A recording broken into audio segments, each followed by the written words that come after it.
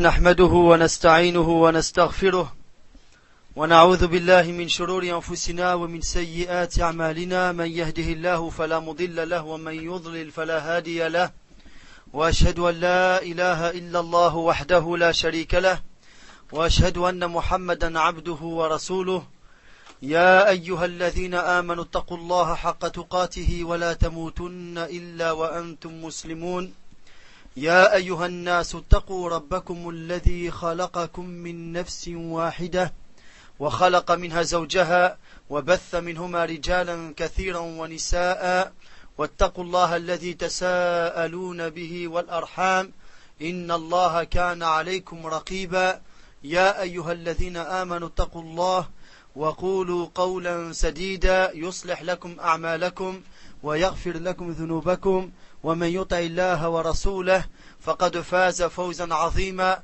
أما بعد فإن خير الكلام كلام الله وخير الهدي هدي محمد صلى الله عليه وسلم وشر الأمور محدثاتها وكل محدثة بدعة وكل بدعة ضلالة وكل ضلالة في النار وبعد. Al-fiqh, le fiqh, nous allons voir sa signification. C'est un terme qui a deux sens. Le premier sens, c'est le sens linguistique et littéral. À l'origine, ce terme a un sens dans la langue arabe. Et l'autre sens, c'est le sens technique et pratique, compris ceux qu'on appellera les fuqaha, et il a un sens bien précis à ce moment-là. Le sens linguistique, c'est la compréhension. Et plus précisément, savoir ce qui est voulu réellement dans un discours. Et c'est dans ce sens-là que vont les versets coraniques et les hadiths prophétiques. Comme verset coranique, on a la parole d'Allah tabaraka wa ta'ala وَلَكِنْ لَا تَفْقَهُونَ تَسْبِيحَهُمْ. Dans le sens du verset, mais vous ne comprenez pas leur façon de le glorifier. De même, dans l'autre verset, où Allah subhanahu wa ta'ala nous dit قَالُوا يَا شُعَيْبُ مَا نَفْقَهُ كَثِيرًا مِمَّا تَقُولُ. Dans le sens du verset, ils dirent ô Shu'aib, nous ne comprenons pas grand-chose à ce que tu dis. Et il y a bien d'autres versets et qui ont le même sens. Dans les hadiths, on a le hadith rapporté par Al-Bukhari et Muslim, rahimahumallah, dans leurs deux sahih, d'après le compagnon Muawiyah, radiyallahu anhu, qui a dit, le messager d'Allah, sallallahu alayhi wa sallam, a dit, Man yuridillahu bihi khayran, yufaqihhu fid din. Celui à qui Allah veut du bien, et lui donne la compréhension dans la religion.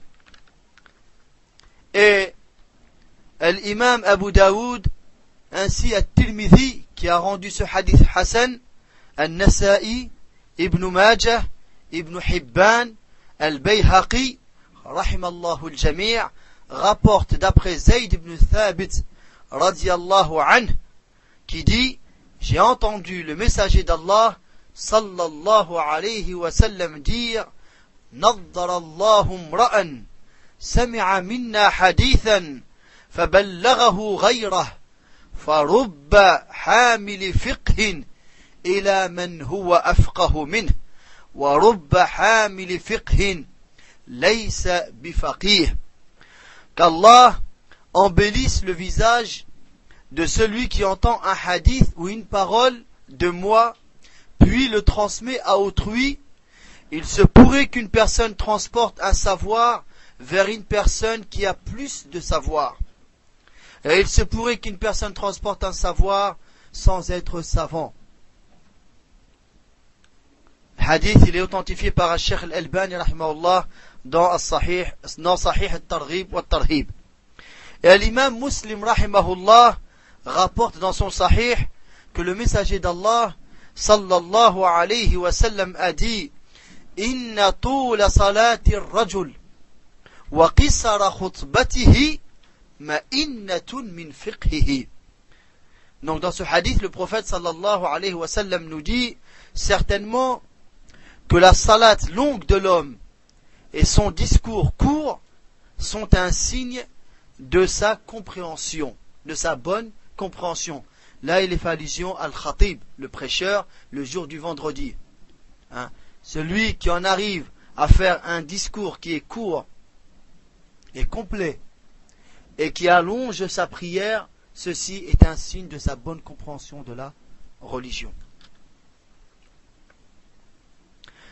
Et l'imam al-Bukhari ainsi que l'imam Muslim rahimahumallah rapportent dans leurs deux sahih d'après Abdullah ibn Abbas radiyallahu anhuma que le messager d'Allah sallallahu alayhi wa sallam lui dit, c'est une dua, une invocation que le prophète alayhi salatu wa salam a fait pour son petit cousin Abdullah ibn Abbas radiyallahu anhuma lorsque le prophète sallallahu alayhi wa sallam lui dit Allahumma faqihhu fid din wa allimhu at-ta'wil.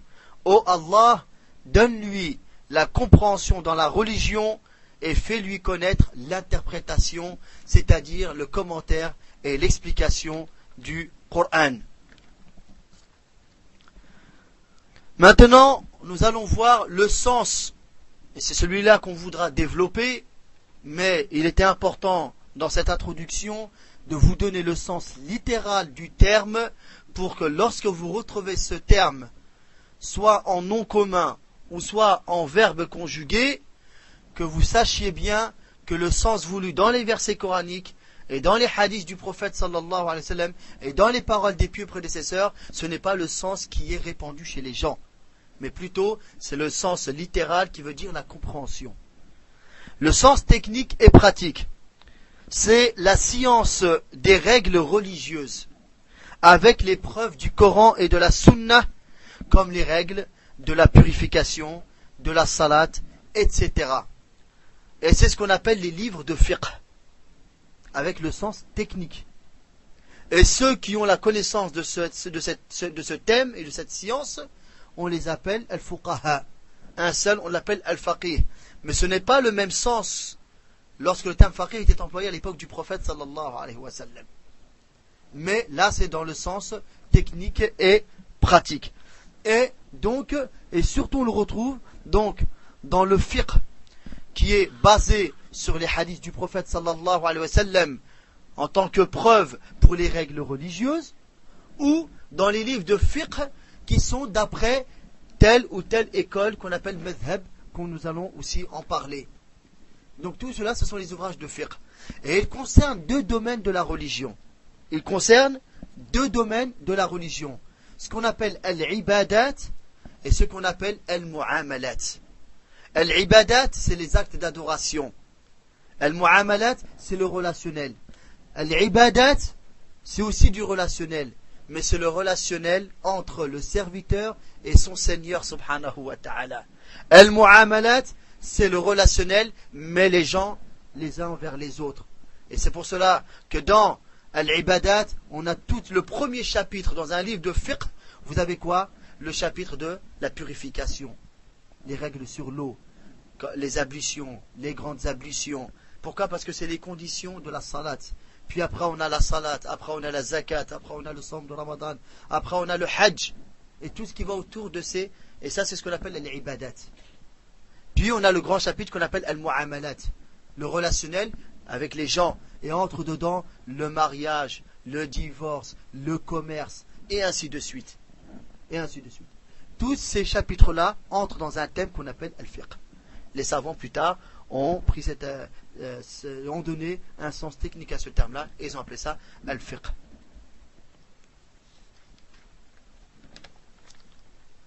Et à ce sujet, le grand savant, le cheikh Muhammad Nasiruddin al-Albani rahimahullah dit: le fiqh à l'origine, c'est la compréhension. Et il est dit faqiha ar-rajul avec le kasra sur le qaf, faqiha ar-rajul, c'est-à-dire l'homme a compris. Faqiha ar-rajulu yafqahu fiqhan, lorsqu'il a compris et su. Et faquha, on a vu le premier, c'est faqiha, un kasra en bas du qaf. Faquha, là c'est avec un damma sur le qaf. Et faquha avec la damma, yafquhu, avec un damma encore sur le qaf. Faquha yafquhu, lorsqu'il est très versé dans la compréhension de du savoir et de la religion. La coutume, c'est là il va rentrer dans le sens technique et pratique. La coutume veut que ce mot est propre à la science des règles religieuses et plus précisément les branches de cette science, car l'origine c'est at-tawhid ou al-aqida. Et ça c'est les branches.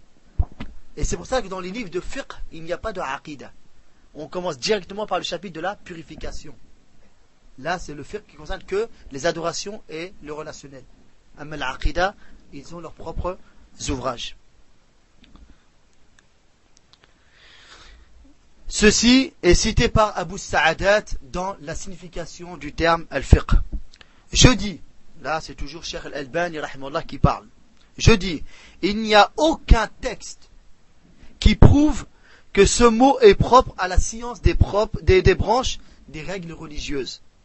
L'imam al-Darimi rahimahullah rapporte d'après Imran al-Minqari qui dit, je vous le dis en arabe, روى الإمام الدارمي رحمه الله عن عمران المنقري قال قلت للحسن يوما في شيء ما هكذا قال الفقهاء قال ويحك هل رأيت فقيها إنما الفقيه الزاهد في الدنيا الراغب في الآخرة البصير بأمر دينه المداوم على عبادة ربه.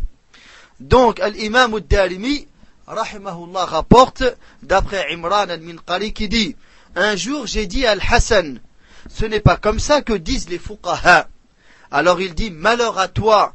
Et est-ce que tu as vu un faqih? Certes, le faqih, c'est celui qui renonce à ce bas monde, qui désire l'au-delà, qui est clairvoyant et averti en ce qui concerne sa religion, qui est constant dans l'adoration de son Seigneur. Ces paroles de Cheikh al-Albani avec le texte qui l'accompagne, on le retrouve dans Sahih al-Targhib ou al-Tarhib.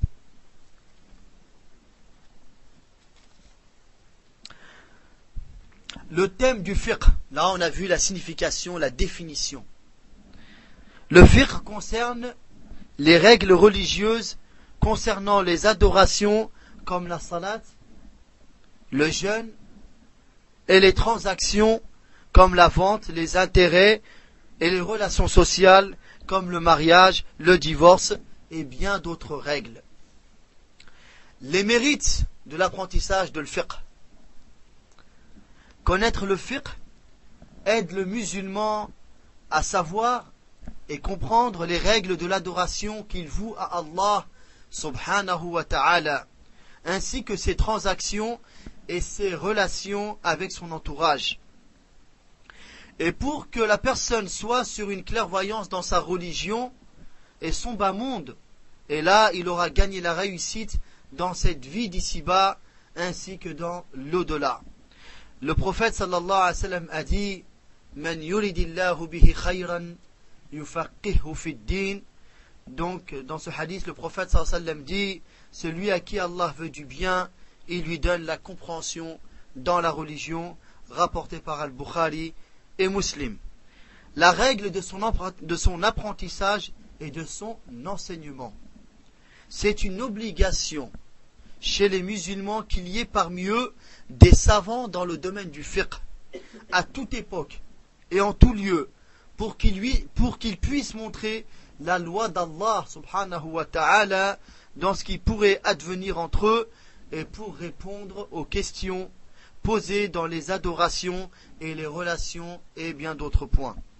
Si les gens sont tous ignorants et il n'y a pas de savants dans le fiqh, alors c'est tout le monde qui fait le péché.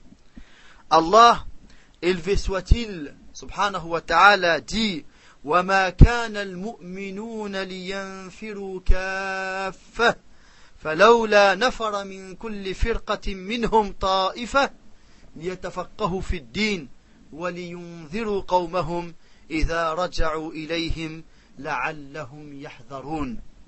Dans le sens du verset, les croyants n'ont pas à quitter tous leur foyer. Pourquoi de chaque clan quelques hommes ne viendraient-ils pas s'instruire dans la religion pour pouvoir à leur retour avertir leur peuple afin qu'ils soient sur leur garde? Il est obligatoire pour chaque musulman qui a atteint l'âge de la puberté, dont là les lois de l'islam lui incombent et lui sont obligatoires, d'apprendre ce qu'il a besoin comme science nécessaire pour ses adorations et ses relations. Et dans le domaine de l'fiqh, on nous apprend un point essentiel qui sont les 5 règles. Il est à savoir que nous, tout ce qui sort de nous comme propos, comme parole ou comme action par les membres entre dans des règles de l'islam. Les ulama nous expliquent que les règles de l'islam sont au nombre de 5. Quelle que soit la parole qu'on dit, quel que soit l'acte qu'on accomplit, il entre dans une des 5 règles, obligatoirement. Obligatoirement. Ce sont les règles dont dépend tout acte, et qui sont au nombre de 5. Et ceci est unanime chez tous les savants de l'islam. La première règle, c'est al-wajib, ou al-fard, qu'on traduira par l'obligation. Celui qui le fait sera récompensé, et celui qui le délaisse sera châtié, comme les 5 prières et tout autre acte obligatoire. Deuxième règle, al-mandoub ou al-mustahab, c'est ce qui est conseillé, recommandé. Celui qui le fait sera récompensé, et celui qui le délaisse ne sera pas châtié, comme jeûner le jour de Ashura, ou une prière surrogatoire, et bien d'autres actions. Troisième règle, l'interdit, l'illicite, al-haram. Celui qui le délaisse sera récompensé, et celui qui le commet sera châtié, comme par exemple boire du vin. Quatrième règle, al-makruh, c'est ce qui est déconseillé.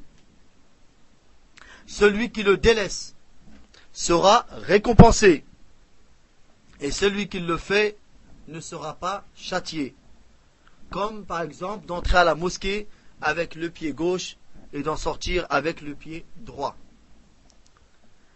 Cinquième règle, al-mubah ou al-jaiz, c'est ce qui est permis, ce qui est licite. Il n'y a pas de récompense ni de châtiment pour celui qui le fait ou le délaisse. C'est à la même position. Il n'est pas conseillé, il n'est pas déconseillé, c'est le licite. Qu'on le fasse ou qu'on ne le fasse pas, c'est la même chose. Ceci tant qu'il n'y a pas d'excès, car ce qui est permis, si on exagère là-dedans, on pourrait tomber dans le déconseillé, on pourrait tomber dans l'interdit, comme manger, boire, dormir et bien d'autres actions. Maintenant, nous allons voir une brève biographie concernant les 4 imams connus et célèbres des madhahib. Avant de commencer, il est à préciser quelque chose. On ne retrouve dans aucun verset coranique et dans aucun hadith du prophète alayhi salatu wassalam l'ordre de suivre un savant quelconque, précis. L'ordre dans les textes est de suivre les preuves et les arguments du livre d'Allah et de la sunna du prophète alayhi salatu wassalam, de suivre la révélation. Comme Allah tabaraka wa ta'ala nous le dit bien dans le Coran, اتبعوا ما أنزل إليكم من ربكم ولا تتبعوا من دونه أولياء قليلا ما تذكرون. Suivez ce qui vous a été descendu de la part de votre Seigneur et ne suivez rien d'autre en dehors de cela. Très peu d'entre vous s'en rappellent. Et le prophète alayhi salatu wassalam nous dit que si on veut être à l'abri de l'égarement, on se doit de se cramponner à sa sunna. Avancez, barakallahu fikum, laissez de la place pour vos frères derrière. Avancez, faites de la place pour vos frères. Le prophète alayhi salatu wassalam nous dit Taraktu fikum ma in tamassaktum bihima lan tadillu abada kitab Allah wa sunnati walan yatafarraqa hatta yarida alayya al-hawd. J'ai laissé entre vous deux choses. Vous ne vous égarerez jamais tant que vous y attachez. Le livre d'Allah et ma sunnah, et ils ne se sépareront jamais. Le Coran et la Sunna, ils vont de pair. Et ils ne se sépareront jamais jusqu'à qu'ils soient les deux, le Coran et la Sunna, jusqu'à qu'ils soient présentés à moi devant Al-Hawd, qui est le fleuve du prophète, alayhi salatu wassalam, Yawm al-Qiyamah.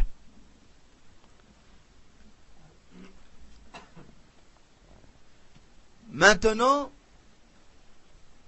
le savant, celui qui a les outils et les bagages, la capacité, les moyens de faire ses recherches, lui, il doit puiser directement dans les sources. La personne de la masse, il demande au savant qui lui est le plus proche et dont il a confiance. L'imam, le shir, en qui il a confiance, il se réfère à lui et il lui pose ses questions lorsqu'il ne sait pas. Car lui n'a pas la capacité de puiser. Ceci dit, les ulama de la sunna nous expliquent, les frères, barakallahu fikum, les ulama nous expliquent que il n'y a pas de mal de suivre un des 4 madhhab reconnus dans la sunna tant que cela n'amène pas à l'excès, qui est le fanatisme, le suivi aveugle d'un imam ou d'un shir, et de prendre ses propos comme la révélation, même à les mettre au-dessus de la révélation. Là, on tombe dans l'interdit. Tant qu'on ne tombe pas dans cela, qu'on ne va pas dans l'excès, et il n'y a pas de mal. De même qu'il n'y a pas de mal à étudier le fiqh selon un madhhab, tant qu'on ne tombe pas, comme je viens de vous le dire, dans les excès et dans le fanatisme et le suivi aveugle. Il n'y a pas de mal en cela. Surtout dans les questions où il n'y a pas de preuve, de dalil, ni du Coran, ni dans les hadiths du prophète sallallahu alayhi wa sallam. Et ça, on le retrouve chez beaucoup de savants, cette façon de faire. Donc là, déjà, c'était pour vous donner cette explication-là. On va voir la biographie des 4 imams par ordre chronologique, du plus ancien au plus récent. Bien que les 4 sont de la même époque, à peu près. Sont de la même époque. Le premier, chronologiquement, les frères, approchez, barakallahu fikum, faites de la place pour vos frères. C'est l'imam Abu Hanifa, rahimahullahu ta'ala. Son nom complet est An-Nu'man ibn Thabit ibn Zuti At-Tayyimi Al-Kufi, car il est originaire de la ville de Koufa, qui est une ville qui est en Irak. C'est la ville qui a été le calife bien guidé, le 4e calife bien guidé, le prince des croyants Ali ibn Abi Talib radiyallahu anhu, l'a prise comme capitale du califat islamique après Médine. Car le prophète sallallahu alayhi wa sallam a gouverné les musulmans à Médine et il est mort à Médine alayhi salatu wa salam. Puis après lui il y a eu Abu Bakr as-Siddiq radiyallahu anhu, puis il y a eu Omar radiyallahu anhu puis il y a eu Uthman radiallahu anhu. Et les trois ont gardé comme capitale Médine. Puis vint l'époque de Ali radiallahu anhu. Une partie de son califat, il est resté à Médine, puis plus tard, il est parti à Al-Koufa en Irak, et c'est devenu la capitale du califat à son moment. Abu Hanifa, donc Al-Nu'man ibn Thabit, il est d'origine persane, ce qu'on appelle aujourd'hui un Iranien. Hein, ce sont des Persans, connus sous le nom de Abu Hanifa. L'imam Abu Hanifa est né en l'an 80 de l'Hégire. En l'an 80 de l'Hégire Al-Koufa. Et il étudia les sciences religieuses chez les grands savants de son époque et devint un grand imam reconnu de son vivant. Dans son enfance, il est dit que quand il était petit, c'était un petit enfant, il a eu l'occasion de rencontrer le compagnon du prophète sallallahu alayhi wa sallam, Anas ibn Malik radiallahu anhu, car Anas ibn Malik c'est un des derniers compagnons vivants. Un des derniers, puisqu'il est mort, il avait près de 120 ans. Radiallahu anhu, la baraka, la bénédiction des doigts du prophète Muhammad sallallahu alayhi wa sallam. Car lorsque le prophète sallallahu alayhi wa sallam a émigré à Médine, Anas ibn Malik avait 10 ans. Il avait 10 ans. Sa mère, qui s'appelle Sulaym al-Rumaysa, radiallahu anha, elle l'a pris par la main et elle l'a emmené chez le prophète sallallahu alayhi wa sallam. Et elle lui a dit, je veux te le laisser pour qu'il te serve, il soit à ton service. Et il est resté pendant 10 ans chez le prophète sallallahu alayhi wa sallam. Radiallahu anhu. Et donc, Anas ibn Malik, donc, il a eu l'occasion de connaître beaucoup de dua du prophète alayhi wa sallam envers lui. Et Allah tabaraka wa ta'ala lui a donné une longue vie.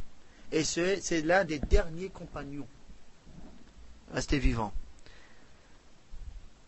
Il enseigna, l'imam Abu Hanifa enseigna les sciences islamiques dans sa ville Al-Koufa et autres villes d'Irak et eut beaucoup d'élèves. Parmi ses grands professeurs, il y a Hisham ibn Urwa ibn Zubayr, wa Sufyan al-Thawri, wa Ata ibn Abi Rabah, wa Asim ibn Abi Najjoud, wa Hammad ibn Abi Suleyman, wa Amr ibn Dinar, et bien d'autres. Et parmi ces grands élèves, il y a les deux grands élèves qui sont connus. Hein, lorsqu'on dit les deux amis, les deux compagnons de Abu Hanifa, ce sont ces deux plus grands élèves, Al-Qadi Abu Yusuf Yaqub ibn Ibrahim et Muhammad ibn al-Hassan al-Shaybani, Abu al-Hudhayl Zafar ibn al-Hathil, والحسن ابن زياد اللؤلؤي وحمزة ابن حبيب الزيات وابن الإمام أبي حنيفة son propre fils Hamad. Le madhab, donc l'école de l'imam Abu Hanifa, qu'on appelle le madhab al-Hanafi, est basée sur le Coran, la Sunna, le consensus qu'on appelle al-Ijma', la comparaison analogique qu'on appelle al-Qiyas, et bien d'autres formes d'argumentation. De notre époque, le madhab d'Abi Hanifa est répandu surtout en Asie, au Proche-Orient. Ce qu'on appelle le Proche-Orient, c'est ce qu'on appelle en arabe Al-Sham. Le territoire de Sham, en français, c'est le Proche-Orient. C'est ce territoire qui est composé de 4 pays. Jordanie, Palestine, Liban, Syrie. Toute cette région, on l'appelle Al-Sham. C'est le Proche-Orient. En Turquie, en Inde, au Pakistan, au Bangladesh, en Albanie et dans l'ex-Yougoslavie, comme la Bosnie-Herzégovine et d'autres régions. Les livres de base dans le madhab Hanafi sont les ouvrages de l'imam Muhammad ibn al-Hassan al-Shaybani, le propre élève de Abu Hanifa. Le livre Al-Kafi de Al-Hakim al-Shahid al-Marwazi, mort en 334 de l'Hégire. Al-Mabsout al-Sarkhsi, mort en 483 de l'Hégire. Bada'i' al-Sana'i' fi tartib al-shara'i' de Al-Kassani, mort en 587 de l'Hégire, qui est un commentaire du livre Tuhfatul Fuqaha de As-Samarqandi, mort en 539 de l'Hégire. Mukhtasar al-Hidayah de Al-Marghinani, mort en 593 de l'Hégire, qui a fait l'objet de beaucoup de commentaires, notamment celui de Kamal ad-Din ibn al-Humam, mort en 861 de l'Hégire, qui s'appelle Fathul Qadir. Raddul Muhtar, connu sous le titre de Hashiyat ibn Abidin, mort en 1252 de l'Hégire. Ala Sharh ad-Durr al-Mukhtar de Al-Haskafi, Ala Tanwir al-Absar de At-Tamartashi. L'imam Abu Hanifa mourut en l'an 150 de l'Hégire. Il est né en 80 et il est mort en 150 de l'Hégire. Il a vécu 70 ans. À l'âge de 70 ans, rahimahullahu ta'ala. Et l'année de sa mort, c'est l'année de la naissance de l'imam Shafi'i, rahimahullahu ta'ala. Donc, chronologiquement, après l'imam Abu Hanifa, on a l'imam Malik ibn Anas, rahimahullahu ta'ala. Son nom complet est Malik ibn Anas ibn Malik ibn Abi Amir ibn Umar ibn al-Harith al-Asbahi al-Himyari al-Qahtani al-Madani. Al-Madani parce que c'est un Médinois, surnommé Abu Abdillah. Sa mère est Al-Aliya bint Sharik ibn Abd al-Rahman al-Azadiyya. Son grand-père, Abu Amir, est un compagnon du prophète sallallahu alayhi wa sallam, qui participa à toutes les batailles avec le messager d'Allah sallallahu alayhi wa sallam, hormis la bataille de Badr. Il est né en l'an 93 de l'Hégire, c'est-à-dire 13 ans après Abu Hanifa. Il est né en l'an 93 de l'Hégire à Médine. Et c'est dans sa ville natale où il étudia les sciences religieuses. Il devient un grand imam reconnu dans son vivant et fut connu comme étant le savant de Médine, Alimul Madina. Et son imam, d'où son titre de Imam Daril Hijra, l'imam de la demeure de l'exil. C'était le surnom de l'imam Malik rahimahullah. On l'appelle Imamu Daril Hijra, l'imam de la demeure de l'exil, l'exil du prophète Muhammad sallallahu alayhi wa sallam. Il enseigna les sciences à la mosquée du prophète alayhi salatu wa salam. Il en était l'imam et il en était le professeur de la mosquée du prophète alayhi salatu wa salam. Et rapporta des hadiths de plus de 700 savants, dont parmi eux beaucoup de tabi'in. Parmi ses grands professeurs, Abdurrahman ibn Hurmuz, wa Nafi' Mawla Abdillah ibn Umar, wa ibn Shihab al-Zuhri, wa Rabi'a ibn Abdurrahman, wa huwa al-ma'rouf, et qui est connu sous le nom de Rabi'atul Ra'i, et bien d'autres. Et parmi ses grands élèves, il y a Ibn al-Qasim al-Misri, وابن وهب وأشهب ابن عبد العزيز القيسي وعبد الله ابن عبد الحكم وسحنون. Et on peut y ajouter parmi ses élèves l'imam al-Shafi'i et aussi Muhammad ibn al-Hassan al-Shaybani, le grand élève de l'imam Abu Hanifa. Et Muhammad ibn al-Hassan al-Shaybani rahimahullah est un des rapporteurs du livre de hadith de l'imam Malik al-Muwatta. Al-Muwatta, il a plusieurs versions. On dit al-Muwatta bi riwayati fulan ou fulan. Al-Muwatta, la version de un tel ou d'un tel. Et parmi les versions reconnues de al-Muwatta, il y a la version de Muhammad ibn al-Hassan al-Shaybani. L'imam al-Shafi'i rahimahullahu ta'ala, qui fut son élève, dit: Malik est la preuve d'Allah sur ses créatures après les tabi'in.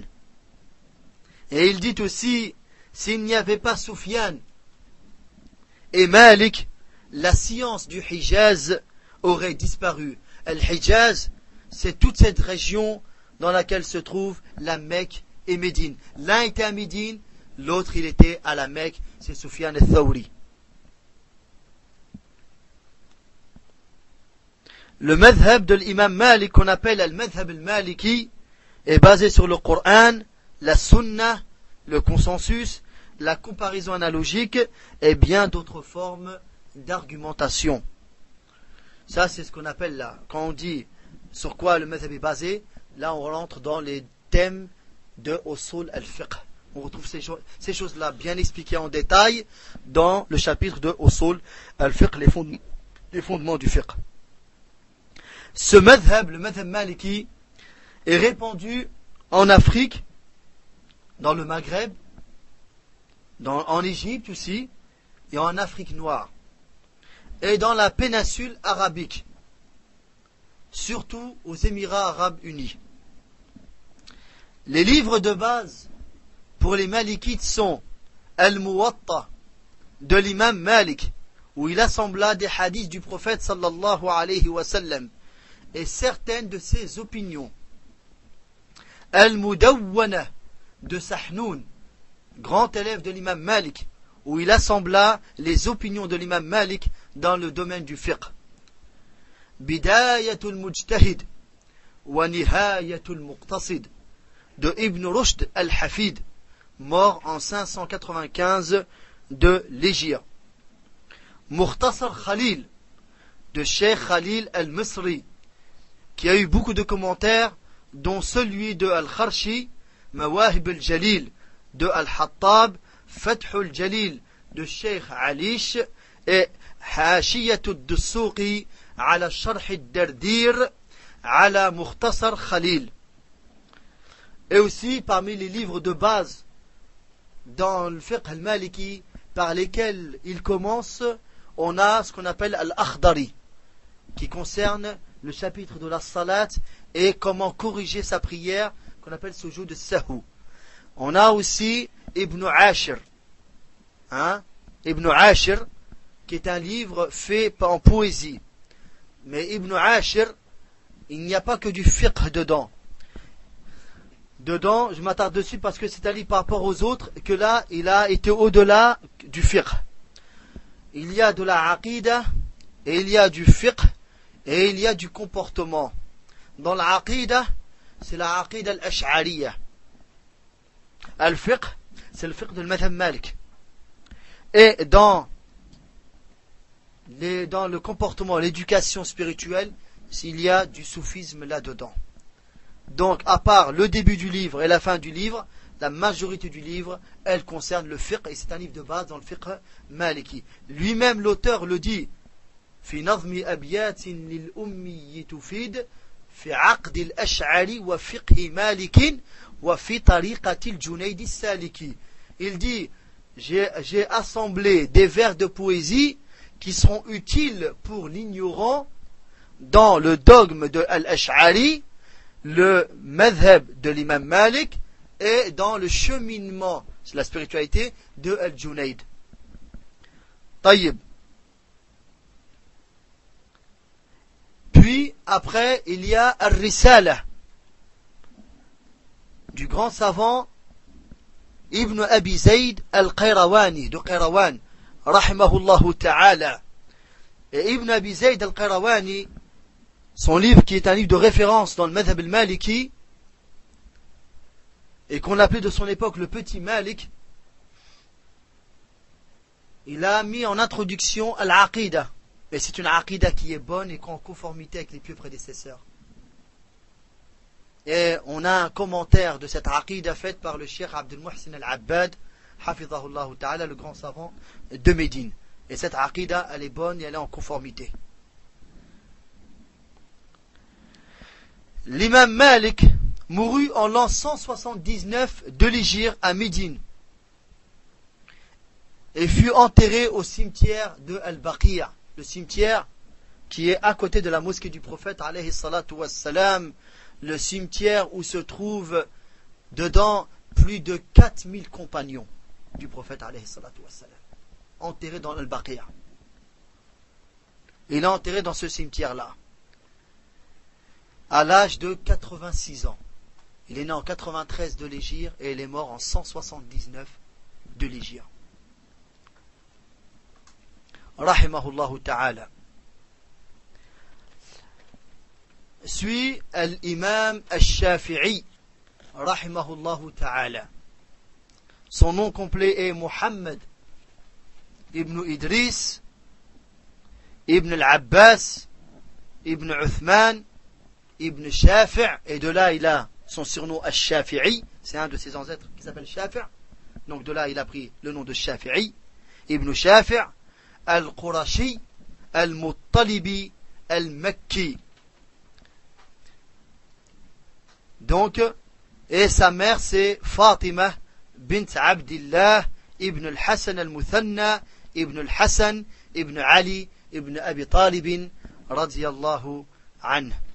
Donc, et sa mère, elle descend du prophète Mohammed sallallahu alayhi wa sallam, puisqu'elle descend de Al-Hassan, fils de Ali radiyallahu anhum, et Al-Hassan, sa mère c'est Fatima radiyallahu anha, la propre fille du prophète Mohammed sallallahu alayhi wa sallam.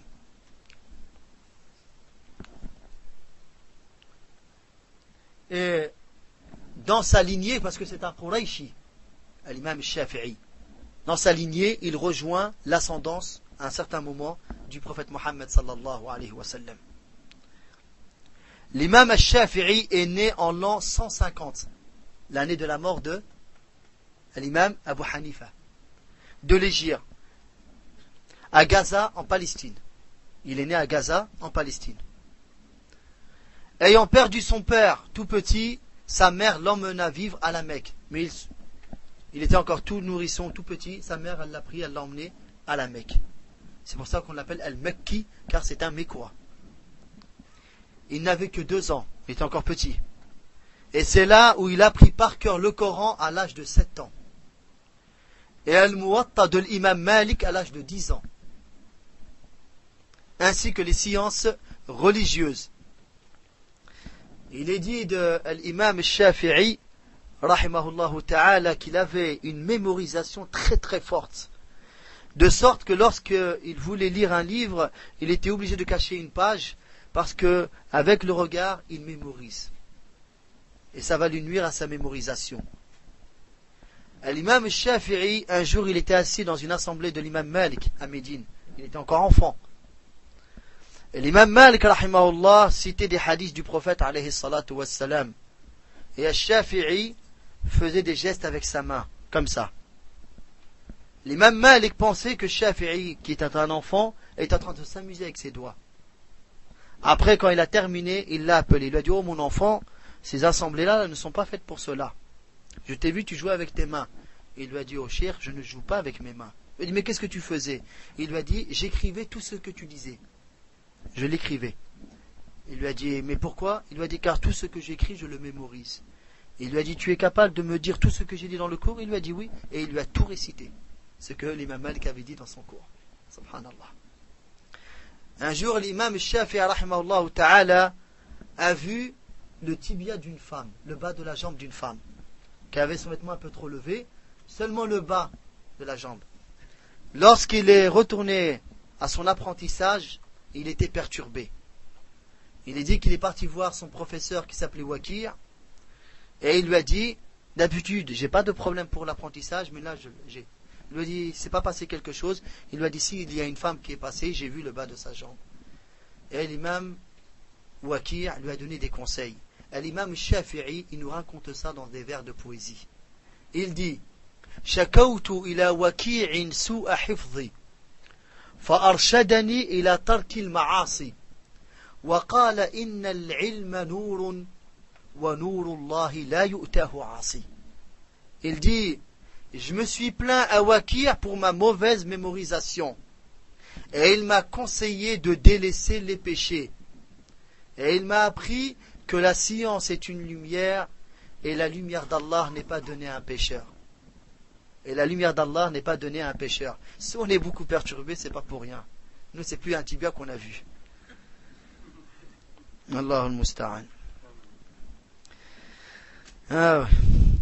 Parmi ces grands professeurs, il y a Muslim ibn Khalid al-Zanji, wa Sufyan ibn Uyayna, wa Muhammad ibn al-Hassan al-Shaybani, tilmid, l'élève d'Abu Hanifa, wa l'imam Malik, et bien d'autres.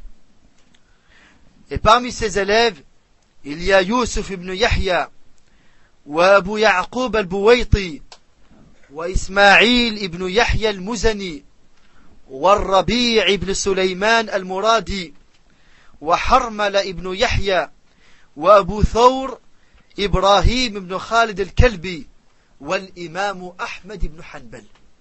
الإمام أحمد بن حنبل fut l'élève de l'imam Shafi'i.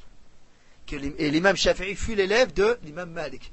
Et l'imam Malik était un contemporain à peu près de Abu Hanifa, et ils ont eu des rencontres et des discussions entre eux.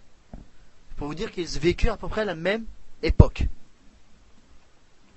Le madhab de l'imam Shafi'i, qu'on appelle le madhab Shafi'i, est basé sur le Coran, la Sunna, le consensus, la comparaison analogique et bien d'autres formes d'argumentation.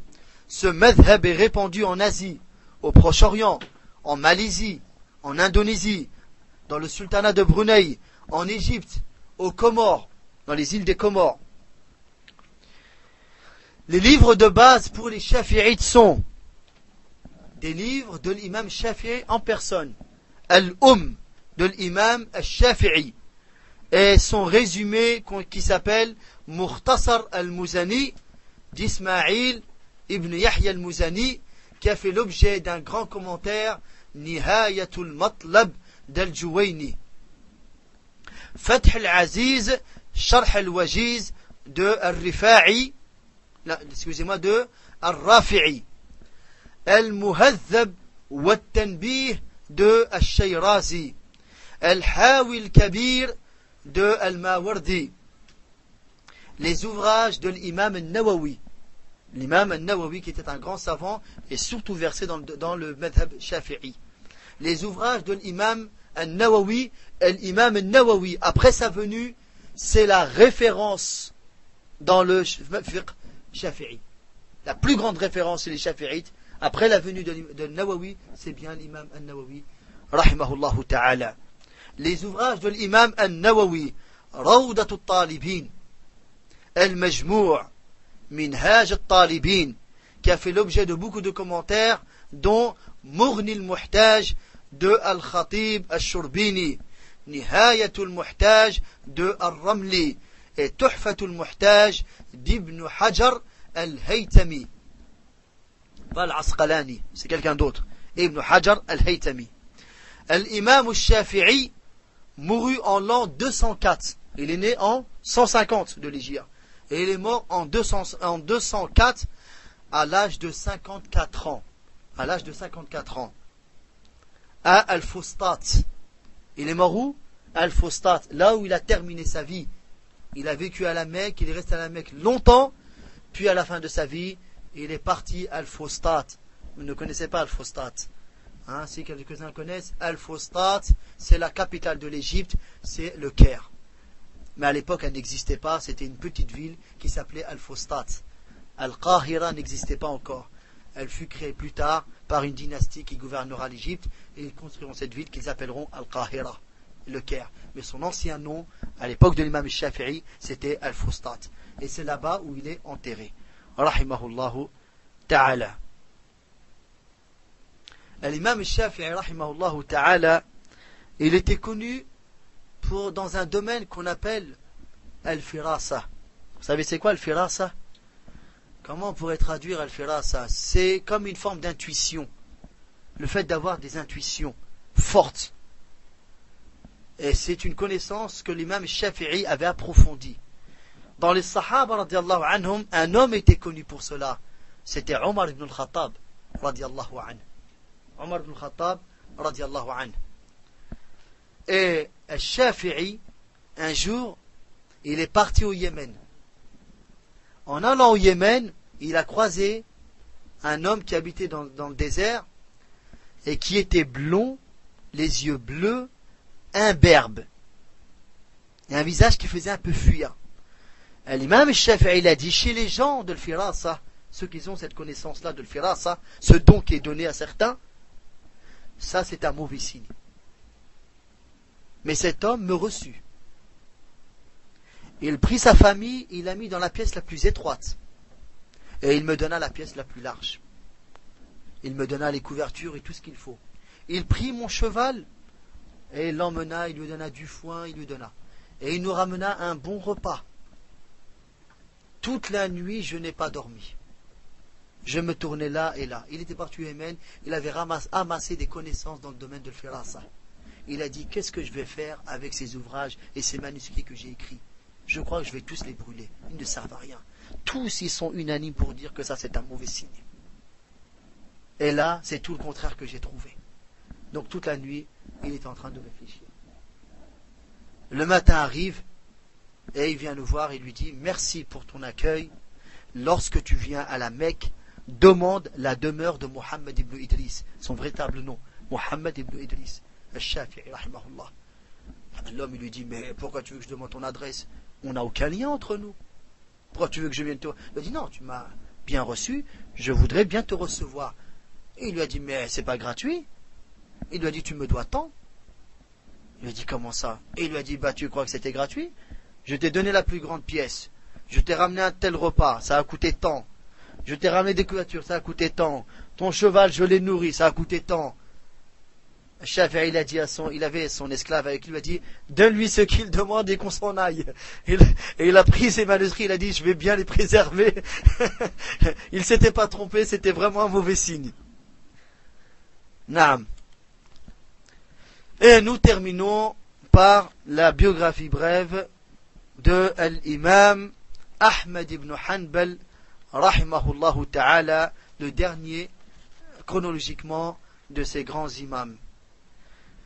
L'imam Ahmed ibn Hanbal, son nom complet est Ahmed ibn Muhammad ibn Hanbal ibn Hilal ibn Asad al-Shaybani al-Adnani Abu Abdillah. L'imam Ahmed ibn Hanbal est né au mois de Rabi' al-Awwal de l'an 164 de l'Hégire, dans la ville de Bagdad, qui était la capitale de l'islam à cette époque. Il perdit son père à l'âge de 3 ans. Il apprit les sciences religieuses dans la ville de Bagdad, puis dans plusieurs villes du monde musulman, parmi lesquelles Al-Koufa, on a vu c'est aussi en Irak, dans le sud de l'Irak, Al-Basra, qui est aussi une ville frontalière en Irak qui est frontalière avec le Koweït, la ville à la Mecque, à Médine, au Yémen, au Proche-Orient et bien d'autres. Et les mêmes disent c'est l'un des premiers, si ce n'est le pionnier, qui a amené cette sunna de voyager pour ramasser les hadiths du prophète alayhi salatu wassalam.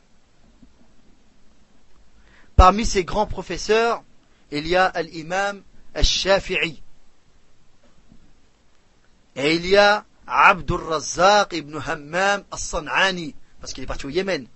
Et le grand savant du Yémen à l'époque, c'était Abdur Razzaq al-San'ani.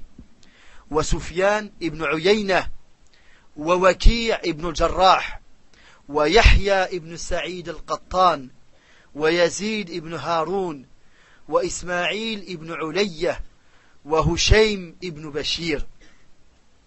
Parmi ces grands élèves, il y a ses 2 fils, Abdullah ibn l'imam Ahmed et Salih ibn l'imam Ahmed, son cousin paternel, ibn Ammihi, Hanbal ibn Ishaq, et il y a aussi Abu Zur'a, il y a l'imam al-Bukhari, il y a l'imam Muslim, ce sont les élèves de l'imam Ahmed ibn Hanbal, et il y a Abu Daoud, et il y a Abu Bakr al-Athram, Abu Ya'la al-Mawsali, al-Maymouni, Ibn Hani, et bien d'autres. Le madhab de l'imam Ahmed ibn Hanbal, qu'on appelle al-madhab al-Hanbali, est basé sur le Coran, la Sunna, le consensus, la parole du compagnon, la comparaison analogique, et bien d'autres formes d'argumentation. Ce madhab, le madhab al-Hanbali, est répandu dans la péninsule arabique et dans certaines contrées de Damas et d'Égypte. Les livres de base pour les Hanbalites sont Mukhtasar al-Kharqi, qui fut commenté par le grand savant Muwaffaq ad-Din ibn Qudamah al-Maqdisi dans son ouvrage qui s'intitule Al-Mughni. كشاف القناع وشرح منتهى الإرادات للبهوتي. المحرر في الفقه de عبد السلام ibn Taymiyyah, le grand-père de Cheikh al-Islam. Al-Furu' de Ibn Muflih. Al-Muqni' d'Ibn Qudamah al-Maqdisi. Al-Insaf de Al-Mardawi. Al-Rawd al-Murbi' de Al-Hajjawi. Al-Imam al-Shafi'i rahimahullah a dit, un jour il sortait de la ville de Bagdad et il a dit, en sortant de Bagdad, je n'y ai pas laissé plus pieux ni plus savant que Ahmed ibn Hanbal. L'imam Ahmed ibn Hanbal mourut en l'an 241 de l'Hégire à l'âge de 77 ans à Bagdad, la nuit du vendredi 12 Rabi' al-Awwal rahimahullahu ta'ala. Il est dit de lui qu'il a appris 1 million de hadiths par cœur. Alf hadith, 1000 hadiths, ça veut dire 1 million de hadiths.